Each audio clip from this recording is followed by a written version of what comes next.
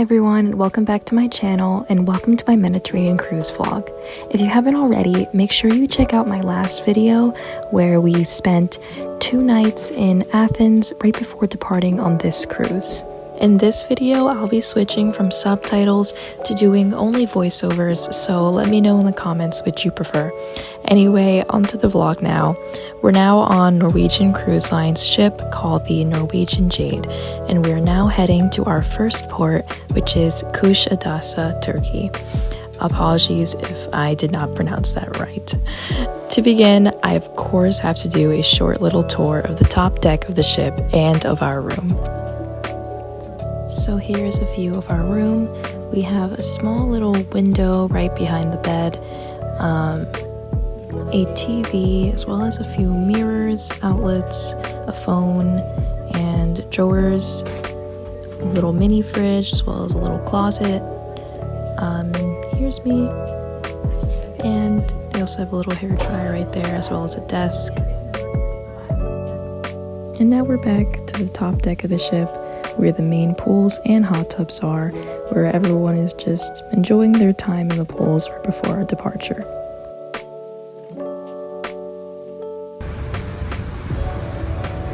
And after what seemed like forever, we are finally off.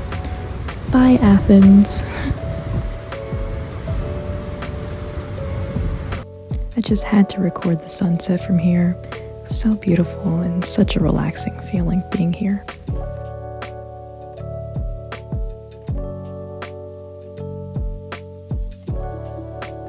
And that's the end of day 1. See you tomorrow morning in Kuşadası.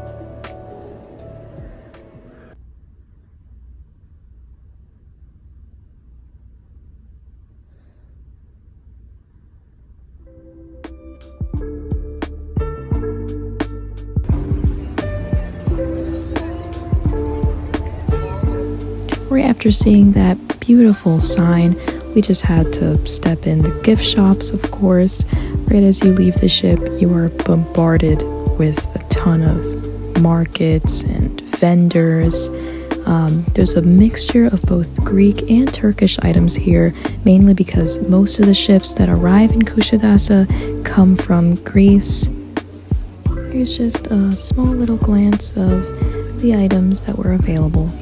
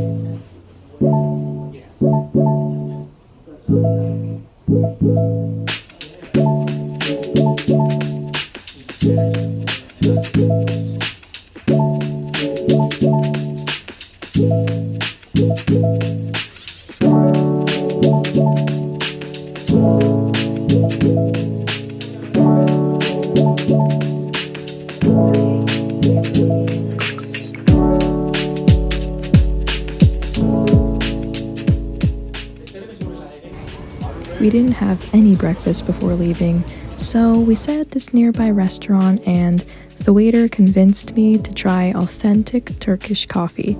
It was really strong and not my taste at all, but hey, you try something new.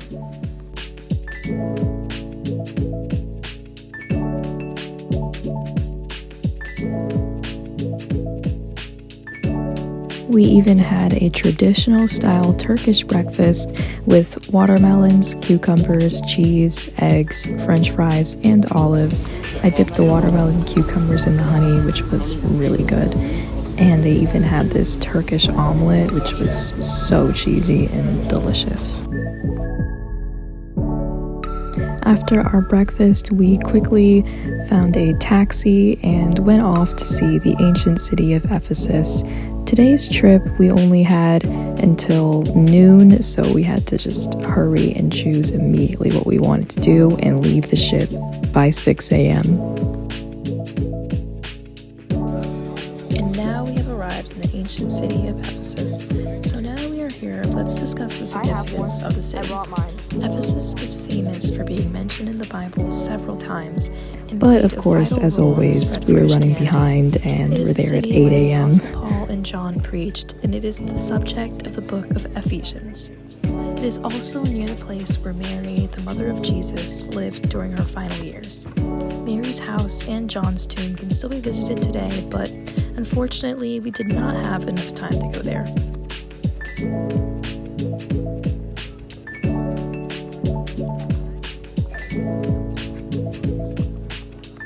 Ephesus was once a rich and pagan city and worshipped Artemis, the goddess of the hunt, chastity, childbirth, and the wilderness.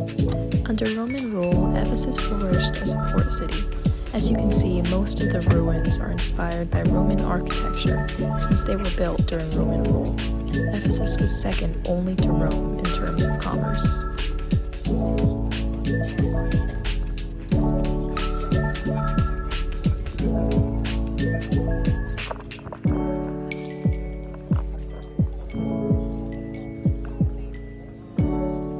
During his reign, Emperor Theodosius erased all traces of Artemis. He banned freedom of worship, closed the schools and temples, and forbade women many of the rights they enjoyed before. The Temple of Artemis was destroyed, and its ruins were used to build Christian churches.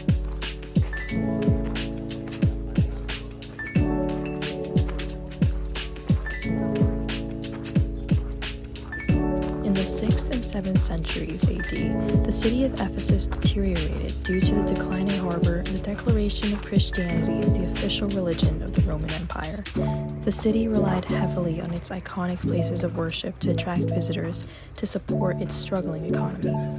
The economic decline, numerous invasions, and earthquakes forced the Ephesians to relocate to new settlements.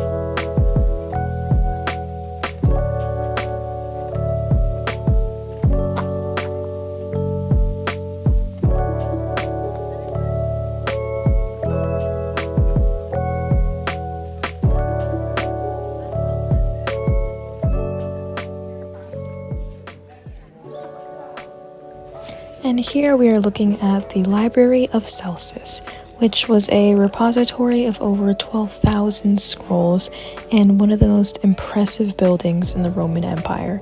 It was constructed in the 2nd century and was named after the city's former Roman governor.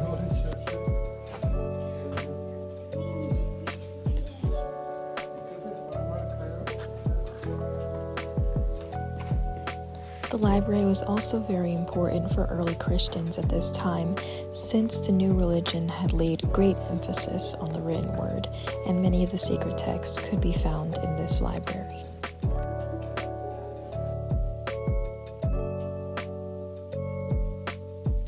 Unfortunately, we did not have much time to do anything else, so we had to go right back to the ship once it was 12 o'clock.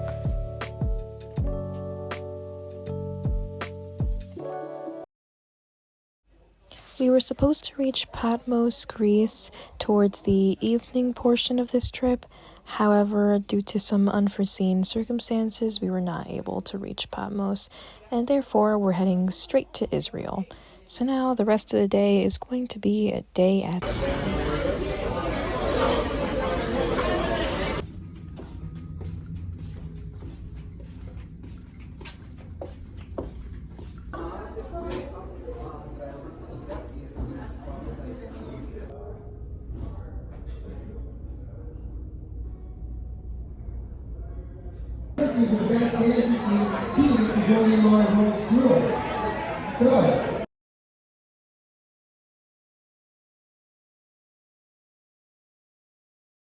To the public because, well, the security situation is not very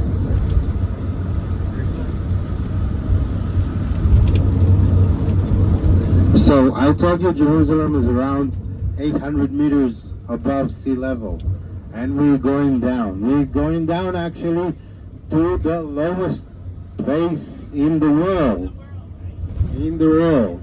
That means minus 430 meters.